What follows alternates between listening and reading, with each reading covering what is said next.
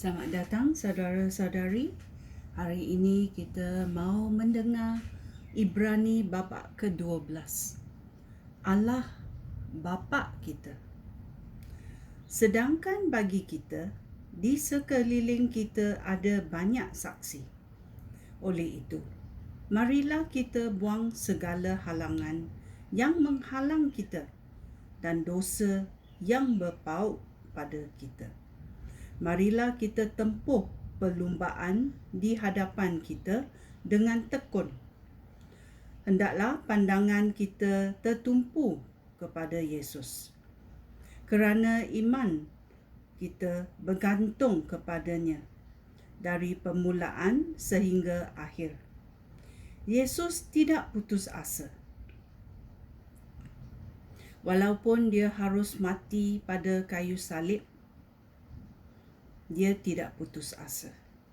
Sebaliknya, kerana kegembiraan yang menantikannya, Yesus tidak peduli bahawa mati pada kayu salib adalah satu hal yang memalukan. Sekarang, dia duduk di sebelah kanan takhta Allah.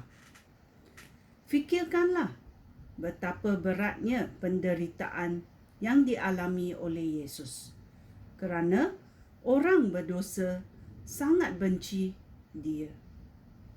Oleh itu, janganlah berkecil hati dan putus asa.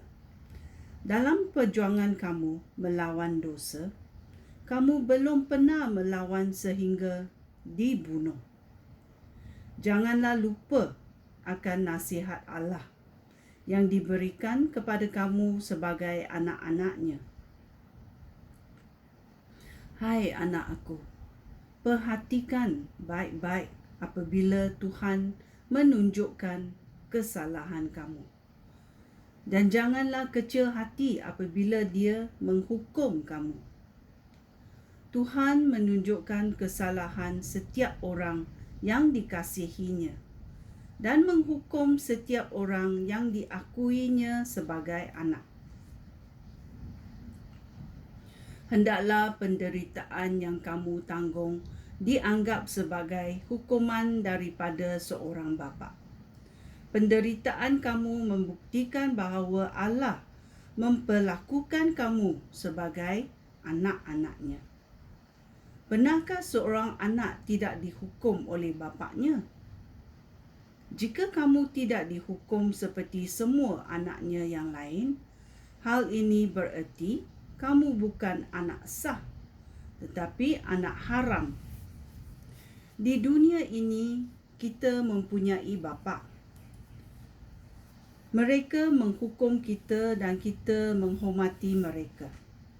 Oleh itu, kita harus menerima hukuman yang dikenakan oleh bapa kita yang di syurga, supaya kita hidup. Bapa kita yang di dunia menghukum kita hanya untuk masa pendek ketika kita masih anak-anak, menurut apa yang dirasakan baik oleh mereka. Tetapi Allah menghukum kita untuk kebaikan kita sendiri, supaya kita dapat menjadi suci seperti Dia. Pada masa kita dihukum, hukuman itu membuat kita susah hati, bukannya senang hati. Tetapi kemudian orang yang dihukum untuk menunjukkan kesalahan mereka akan hidup menurut kehendak Allah dan mengalami kesejahteraan. Petunjuk dan amaran. Ayat 12. Oleh itu, kuatkanlah tangan yang lemah dan lutut yang gemetar. Berjalanlah sentiasa pada jalan yang lurus, supaya kaki yang tempeng itu tidak terkilih, tetapi menjadi sembuh. Berusahalah untuk hidup rukun dengan semua orang. Berusahalah untuk hidup suci, khas bagi Tuhan. Kerana tidak seorang pun akan melihat Tuhan jika tidak hidup seperti itu.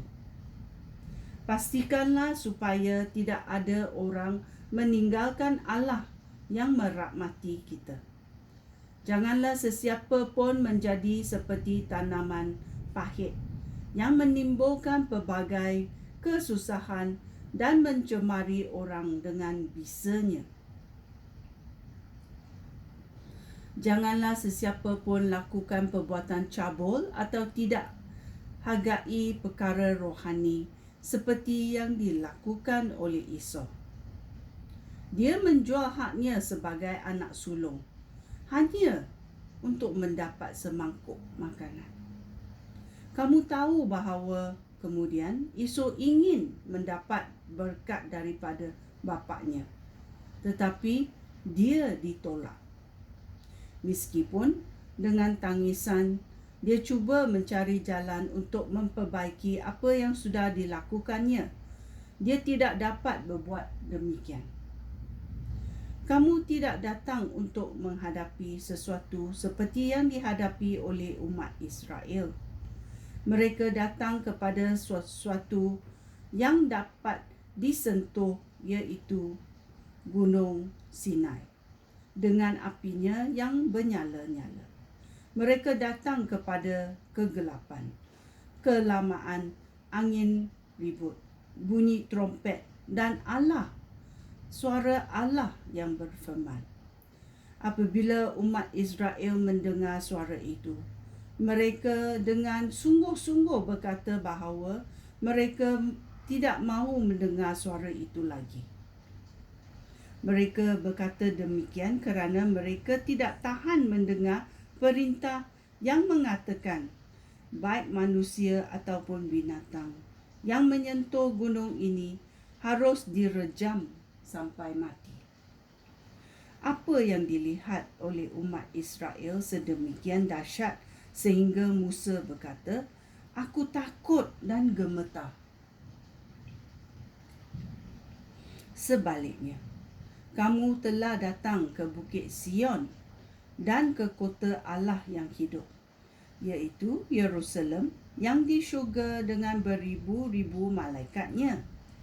Kamu telah datang ke perhimpunan yang meriah, perhimpunan anak-anak sulung Allah yang nama mereka terdaftar di syurga.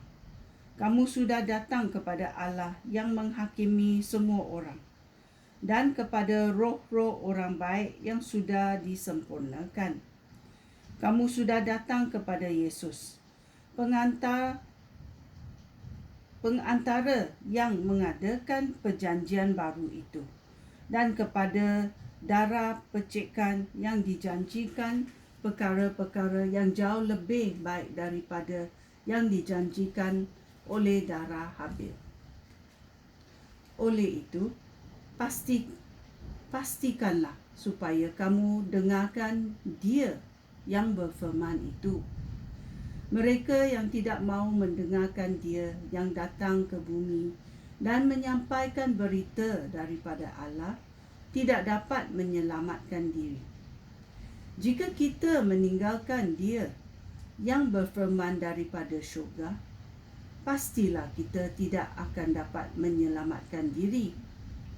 Pada masa itu, suaranya menggoncangkan bumi, tetapi sekarang Dia telah berjanji,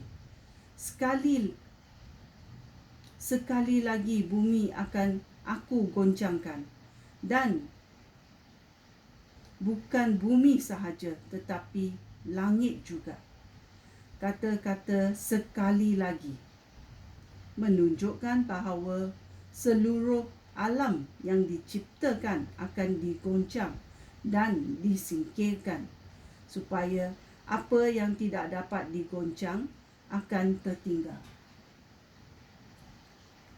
Oleh itu, hendaklah kita bersyukur kerana kita menerima suatu kerajaan yang tidak dapat digoncang. Hendaklah kita bersyukur dan menyembah Allah dengan hormat dan takut, menurut cara yang diperkenankan oleh Yesus. Kerana Allah kita seperti api yang memusnahkan. Ya, ini adalah petunjuk dan amaran yang diberi oleh Yesus kepada kita yang percaya kepadanya. Okey, ini adalah Ibrani babak ke-12. Sekian, terima kasih.